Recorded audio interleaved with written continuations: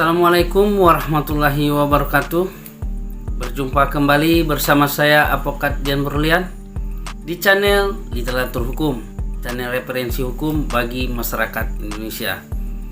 Baiklah, sahabat literatur hukum sekalian, dalam kesempatan kali ini kita akan membahas terkait panggilan polisi.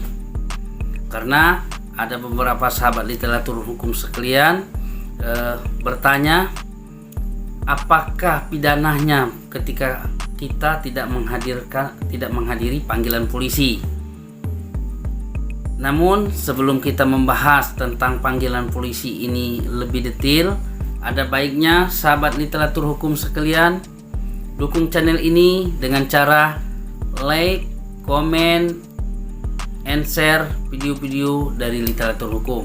Dan jangan lupa aktifkan lonceng notifikasinya agar sahabat literatur hukum sekalian tidak ketinggalan info-info menarik dan terbaru dari literatur hukum.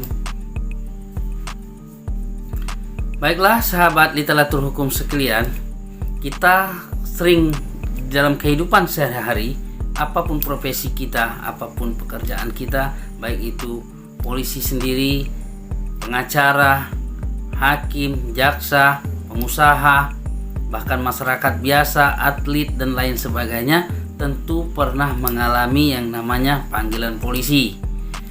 Nah, panggilan polisi ini kadang membuat kita berpikir, kadang membuat ada rasa takut bagi kita yang belum pernah mengalami atau berinteraksi secara hukum kepada pihak kepolisian. Nah, perlu sahabat literatur hukum ketahui, apabila Anda mendapat panggilan dari kepolisian, apa yang harus Anda lakukan? Nah, yang harus Anda lakukan pertama kali, Anda lihat judul di atas kiri, yaitu apakah dia panggilan polisi, apakah dia undangan, atau apakah klarifikasi. Nah, di situ dulu kita lihat, kemudian kita lihat kita sebagai apa dalam panggilan tersebut. Biasanya baik kita terlapor, baik apa itu disebut sebagai saksi. Nah, kemudian kita lihat terkait tindak pidana apa. Nah, di dalam hal tersebut kita mengetahui kejadian ini apa sebenarnya. Apakah kita sebagai diduga pelaku, apakah kita memang saksi, atau kita hanya diduga orang yang mengetahui saja satu institusi, misalnya terkait dengan kasus korupsi. Nah, kan timbul pertanyaan dari sahabat-sahabat literatur hukum sekalian, apakah wajib kita menghadiri panggilan polisi ini? Nah, disitulah tadi yang kita lihat pertama kali, itu panggilannya apa. Nah, kalau yang namanya panggilannya undangan, yang bersifat undangan, itu terserah Anda mau datang mau tidak. Itu sebenarnya tidak ada sanksi apa-apa bagi saudara. Justru apabila Anda dipanggil dengan undangan sementara Anda adalah orang yang terlapor atau orang yang dituduh melakukan, ada baiknya Anda tidak usah datang sama sekali. Kenapa? Karena dengan kehadiran Anda lah akan menjadi sumber untuk melakukan proses-proses berikutnya. Nah, kemudian katanya apabila tidak datang kita akan ditangkap. Nah, yang ditangkap itu, apalagi kita orang-orang kecil ini ya, orang kecil seperti kita ini biasanya jarang sekali pakai panggilan sebagai saksi. Apabila Anda melakukan tindak pidana atau terlibat tindak pidana, maka tindakan yang dilakukan oleh kepolisian itu adalah penangkapan. Jadi apabila ada yang namanya undangan, otomatis polisi tidak mempunyai dua alat bukti yang cukup. Jadi dia ingin ketika kita datang bikin BAP, berdasarkan keterangan-keterangan kita ini, dia akan melakukan proses berikutnya sehingga akan ketemulah barang bukti. Makanya kalau undangan, berarti polisi tidak mempunyai miskin informasi terhadap tindak pidana yang dituduhkan kepada kita, sebaiknya kita tidak bisa datang. Kenapa? Dia tidak akan bisa melakukan penangkapan, dia tidak akan bisa melakukan tindakan kepolisian karena tidak ada bukti dan petunjuk yang mengarahkan bahwa dia pelakunya atau kita pelakunya, gitu kan. dia tidak bisa menangkap. Apalagi kita orang kecil, jarang sekali. Hal yang sering dipanggil sebagai saksi paginya, kemudian besoknya dipanggil lagi sebagai tersangka dan langsung ditahan, itu untuk orang-orang besar. Mungkin ya kemarin sekelasnya Bibit Mulyo dipanggil, kemudian paginya dipanggil, besok paginya dipanggil lagi, ya jadi tersangka dan ditahan. Tapi kalau untuk kita orang kecil ini pasti didahului penangkapan ketika sudah lengkap 2 alat bukti. Jadi apabila panggilan ini undangan, ya kalau kita sebagai pelakunya atau kita sebagai saksi lah, itu bukan saya menyarankan untuk tidak hadir ya. Anda boleh tidak hadir gitu. Tapi kalau Anda merasa saya ini kan tidak ada terlibat dalam hal yang dituduhkan kepada saya akan buktikan, ya baiknya Anda datang.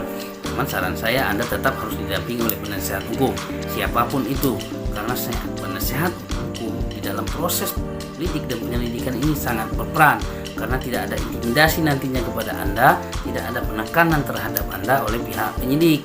Walaupun bahasanya sekarang ini polisi sudah humanis, artinya sudah berpegang teguh kepada HAM, tetapi masih saja terjadi intimidasi dan teror saat melakukan BAP untuk mengejar pengakuan atau minimal mengejar petunjuk-petunjuk atau saksi-saksi yang bisa menjeratnya.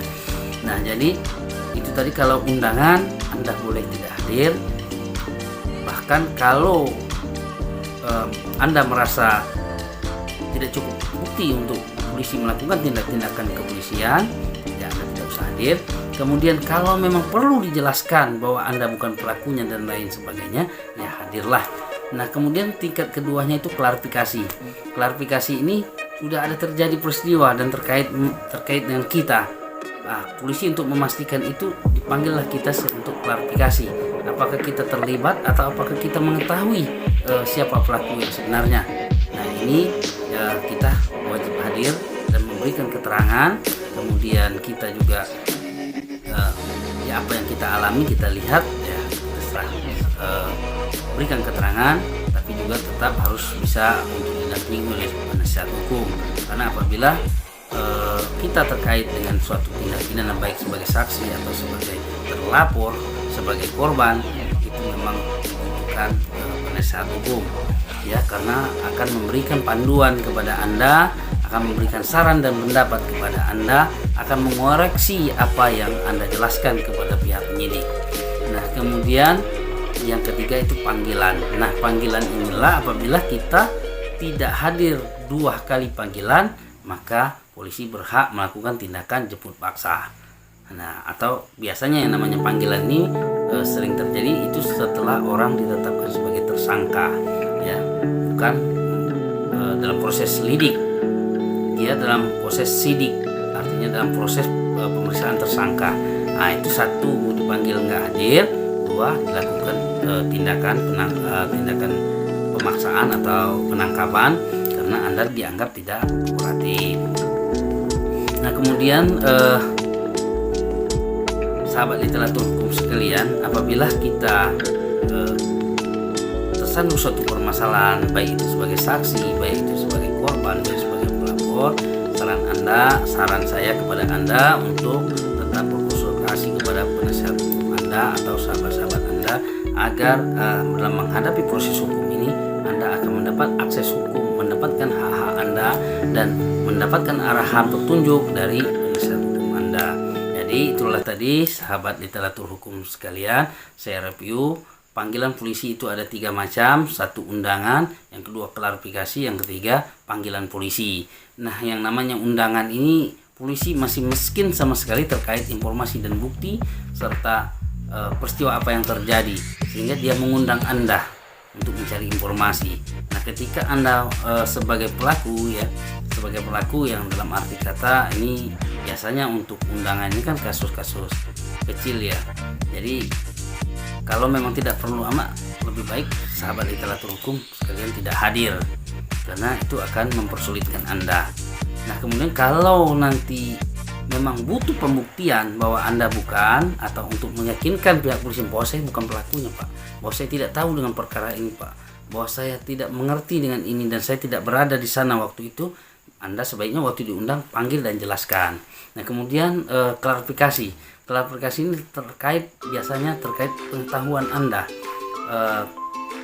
Baik Anda ikut turut serta dalam suatu tindak pidana atau Anda tidak sama sekali, hanya sebagai saksi, itu biasanya dipanggil klarifikasi.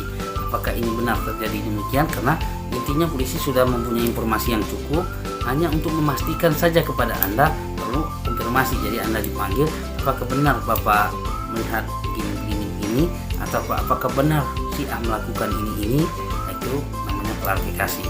Tapi yang ketiga ini panggilan polisi.